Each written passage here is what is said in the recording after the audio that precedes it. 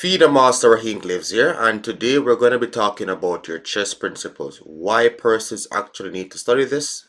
Now, I got a chess master title by doing this, and what I'm seeing a lot on YouTube is persons trying to learn tricks and traps, which is short-term growth.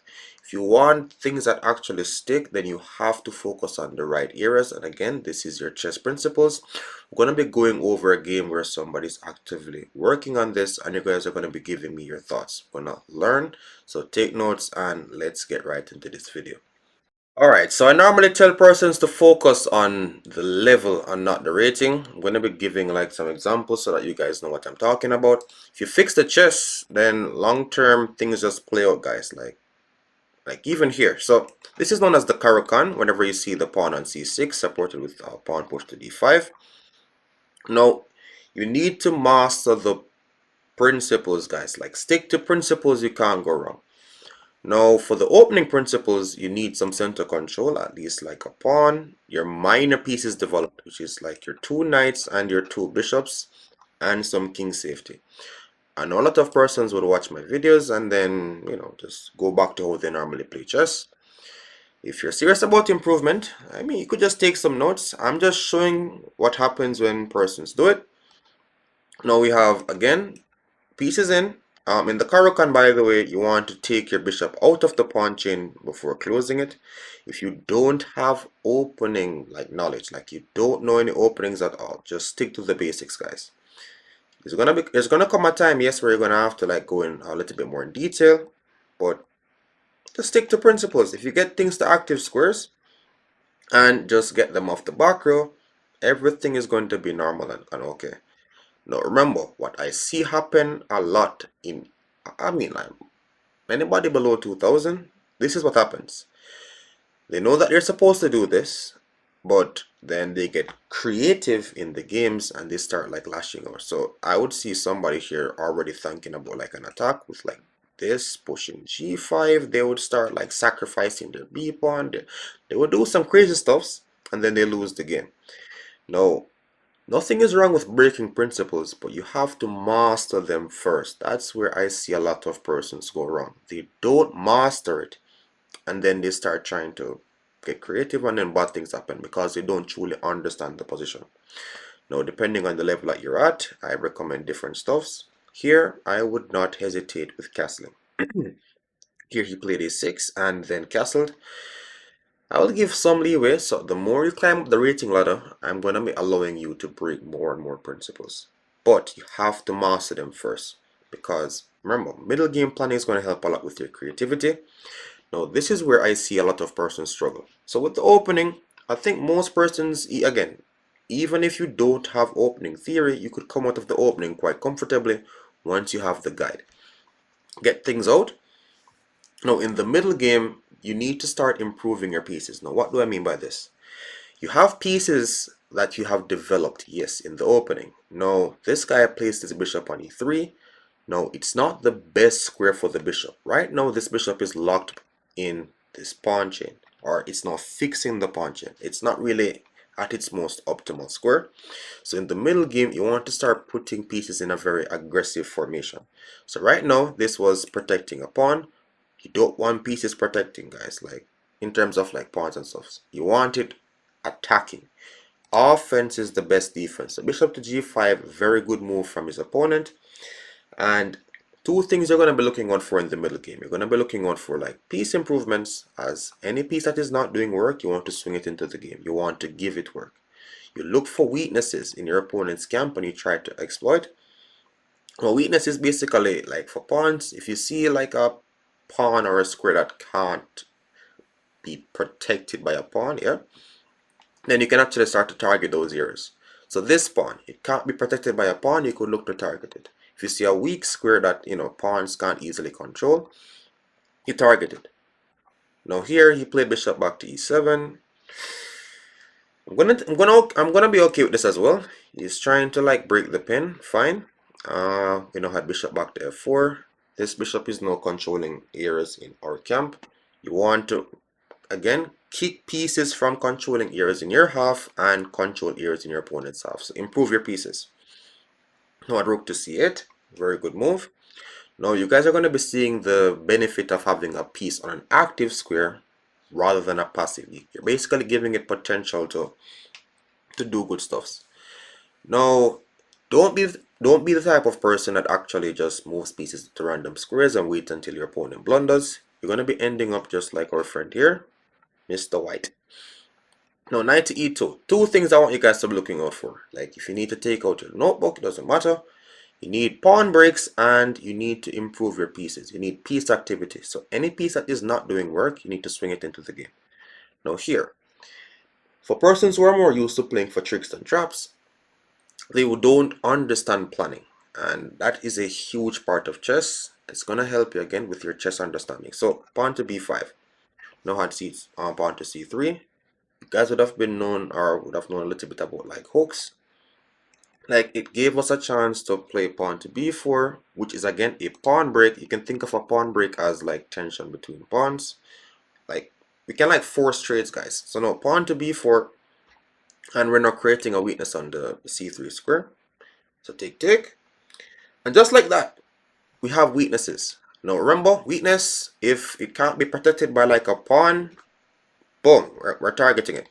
If you're interested in 1v1 sessions, then you could book through my website. The link is going to be in my description and bio.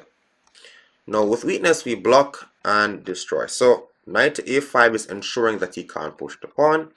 And just look at this. You don't need to be up material to have like a better position. You just have to understand chess on a level where you're just improving pieces, looking for pawn breaks. Just those two simple stuffs, get them in. You had this knight coming to c4. You guys don't know the importance of this, which is why I'm stressing it. The knight on c6. If you just play h6 and you just move your king to random squares and you don't start to put pressure on your opponents and you just play this game of who blunders first, then that is going to, again, ruin your chess long term. If you want to get better, if you want to see steady improvements, work on your planning. There are different things you need to work on in chess, but planning is a huge part of it. You know, had knight to a5, knight to c4. By us improving the knight, what am I doing here? I am controlling more squares in the opponent's camp. This was a student's game, but you know. Knight here, this is like very impressive. You just control some squares. Queen to c2, h6. Kick pieces from controlling squares in your half. Fine. Bishop to f4. And here I would play bishop to d6. Listen, guys. Offense is the best defense. Like literally, if your opponents don't have anything like threatening in your ear of the board, there is no attack. Like they can't attack you if they don't have anything active. So if you just get rid of his active pieces and keep yours active, good things will happen. Now, a5, I'm not quite sure why this was played. Like normally when you push pawns, I normally say that you need to make sure that your pawn moves make sense. So pawn breaks helps you to get space, create weaknesses. For this one, maybe if you try to get like your pawn to a3, like by you having pawns up the board, it can help with, again, helping your pieces to get more active. So your pawn moves have to be benefiting your position. I don't like the fact that he's blocking out his queen from getting to the most active square, but nonetheless, everybody has their own plans. Now at bishop to e5. Now let's take a step back. Now for white, white is the perfect example of somebody that is playing without a plan. We had the bishop moving to these squares like multiple times, and it's giving black a lot of time to actually do his thing. Look, and he moved the bishop again. This is what happens when you play without a plan. Don't do this. Understand planning, chess principles, and your chess will go a far way. Now we had knight to d7. Now again, I would play bishop to d6 to get the piece from my half of the board. You try to boot these pieces and again get your pieces more up the board. This is backtracking. By you stepping back in chess, you're taking away a chance for you to go forward, so be very careful of this. Bishop back to h2, but then he played bishop to d6. So here, remember, so let's go, take 6. Just remember, guys, take pieces from attacking from your area, attack theirs. We have the weakness here, we target. Queen to a4, I mean, it's not the right. So when I was training, when I was a little bit younger, I was told that it's better to play with a bad plan than no plan at all. That's what I would call this one. So he's trying to get his queen active. Fine. This is okay. It's okay to mess up, but make sure that you're on the right path. Now we had knight back to f6. Now we're seeing that the knight that he played back here was just not good enough. He's not back in business and trying to get his knight to active squares.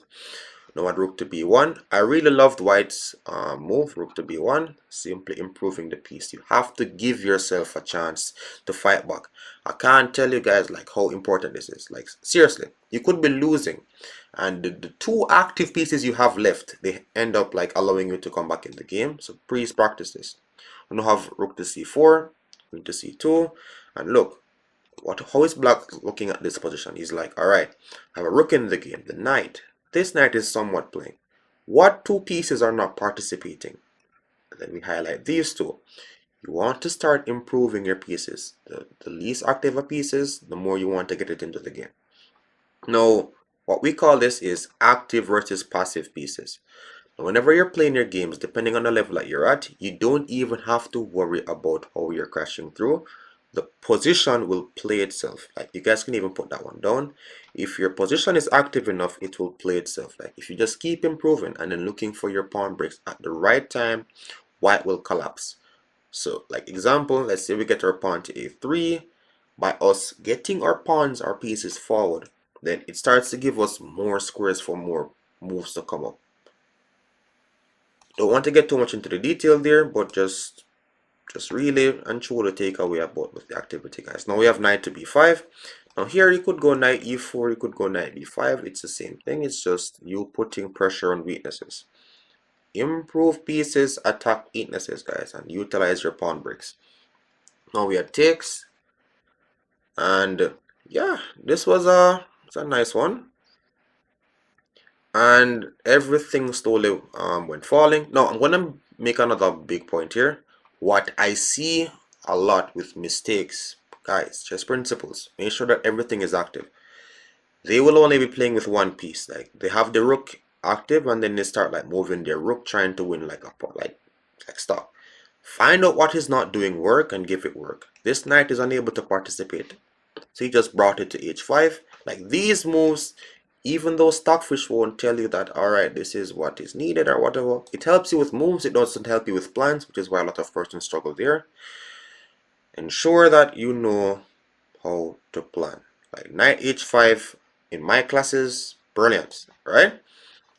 Now we had rook takes, rook check, and this is where I need to talk to persons. No, for most persons, this is what is holding them back. So either you have like an info problem or like a skill problem. Now, if you're struggling with planning, work on the plan. If you struggle with tactics, work on the tactics. You could do visualization exercises. Ensure that whenever you're putting a piece on an unprotected square, you're double checking it. But here, look at this. Knight to e2 was played and white played king to d2. So these pieces are like, they don't exist. They don't exist. I'm going to be giving the rating reveal at the end of the video, but just ensure that you guys are watching out for your mistakes. Instead of trying to go for tricks and traps, I am a huge believer in just like fixing the weaknesses. Find out what you're good at, what you're bad at, and then just hammer those. Now this is the conclusion of the game. Right here he's 1088, coming from a far away, but still a lot of things to work on. Ensure that you're working on your chess the right way. Thanks again for watching, guys. Subscribe for more videos like this, like and share. See you again another time, and stick to principles, guys. Let's go.